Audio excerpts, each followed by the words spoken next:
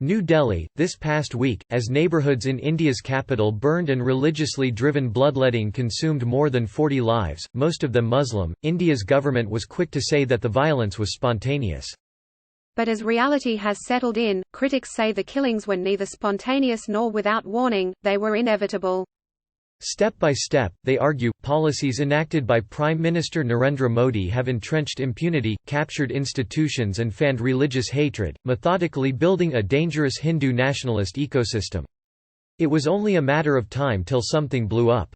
Supporters of the government feel enabled to commit all kinds of crimes, because they feel they have political protection, said Meenakshi Ganguly, the South Asia director for Human Rights Watch. Mr. Modi and his party, she said, have allowed a culture of hate and bigotry to prevail. Neighborhoods in the capital that for generations had been integrated between Hindus, who make up the vast majority of India's population, and Muslims, who compose less than 15%, are tearing apart along religious lines. Many Muslims are now leaving, hoisting their unburned things on their heads and trudging away from streets that still smell of smoke.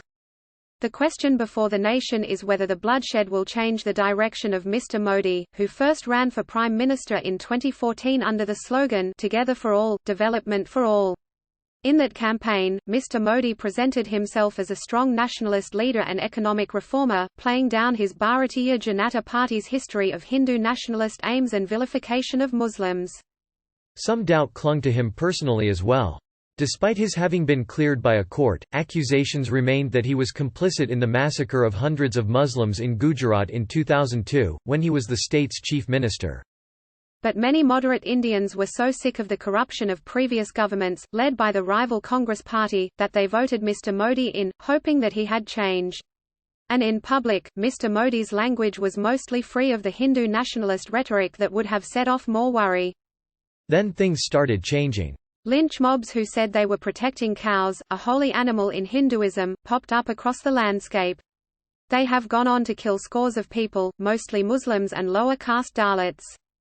Mr. Modi appointed Hindu extremists to top government posts, including Yogi Adityanath, the chief minister of Uttar Pradesh, India's largest state, who has called Muslims a crop of two-legged animals and promised to wage a religious war. Mr. Modi placed other Hindu nationalist allies at the heads of important universities and cultural institutions. Place names were changed, so, too, were textbooks, to de-emphasize Muslims' contribution to India and play up Hindu teachings. Many Muslim Indians, who make up one of the world's largest Muslim populations, at 200 million, said they had never felt so marginalized. And impunity flourished. Members of mobs who had been filmed in broad daylight beating the life out of someone went unpunished, or, if they were caught, they were often hailed by party leaders as heroes. That violence did not appear to hurt Mr. Modi with his most ardent supporters in a country that is 80% Hindu. And he was given a boost before elections last year by a wave of nationalist sentiment over clashes between India and Pakistan. He and his party won resoundingly, and the pace of his Hindu nationalist policies accelerated.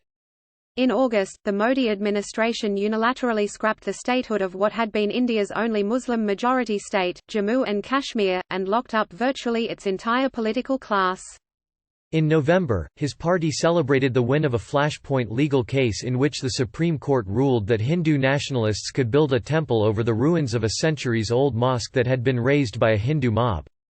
But the move that really put India on edge, and cleaved it even more deeply between Hindus and Muslims, came in December when Mr. Modi's government passed a new citizenship law that paves a special path to Indian citizenship for migrants of nearly every prominent South Asian faith, bar one, Islam. Protests flared, and Muslims weren't the only ones marching. Many progressive Indians saw this as Mr. Modi's most blatantly anti-Muslim initiative yet and a grave threat to India's founding as a secular and inclusive nation. This wasn't a crisis Mr. Modi inherited, he had created it, and the citizenship law was widely seen as part of his far-reaching agenda to turn India into a Hindu heartland, come what may. The protests provoked a brutal crackdown, especially in areas where security forces were controlled by his political party, commonly known as the BJP. In Uttar Pradesh, witnesses said that police officers tortured Muslim boys and shot Muslim men. At a predominantly Muslim university in New Delhi, the police beat unarmed students. Much of this was caught on video and widely shared. But few have been punished. The message that many people took away, just as they had from the impunity enjoyed by the lynch mobs, was that when it came to targeting Muslims, the state would look the other way or maybe even join in.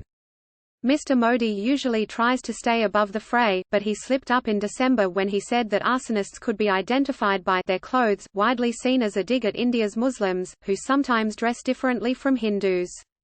Other BJP leaders took it further.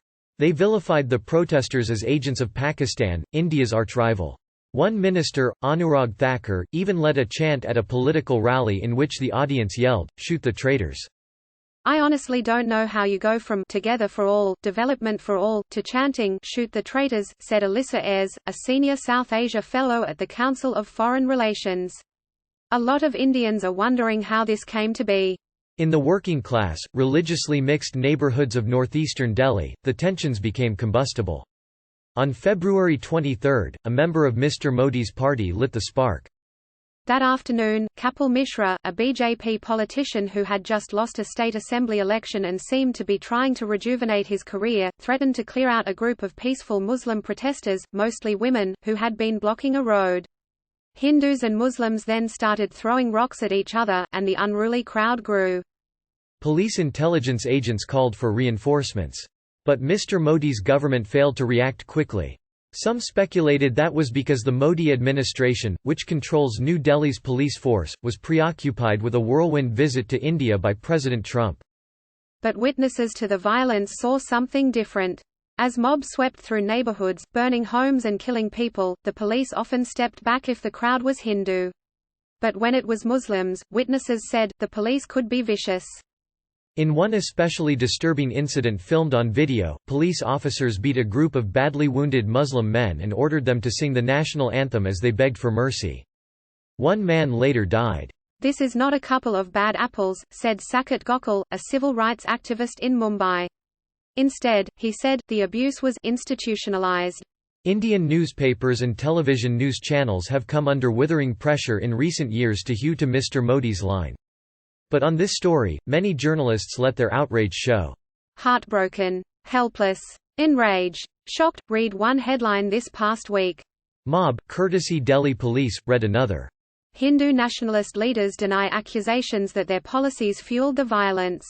The government was too lenient with these protesters earlier, and that is why the anger built up over the last week and exploded, unfortunately. But you can't blame the government, said Raghav Awasthi, a lawyer and member of the Rashtriya Swayamsevak Sangh, the ideological parent of the BJP. In fact, it is a testament to the "Together for All, Development for All" slogan that the protests were allowed to continue. On the fourth day of the violence, after more than 20 people had been killed, Mr. Modi broke his silence and urged "my sisters and brothers of Delhi" to maintain peace. But many observers said all that Mr. Modi has done in recent years made that peace difficult to deliver. And it is unclear whether there will be enough of a backlash, either domestically or internationally, to make the Prime Minister change course significantly. While moderates may be disturbed, his Hindu nationalist base could be invigorated. It may not work in Delhi, but incidents like this do work in some places in Uttar Pradesh or Bihar, said Mr. Gokul, the Mumbai activist, mentioning two other states. Tomorrow Modi might reap political dividends, but people are going to be dead. There could be other costs, as well.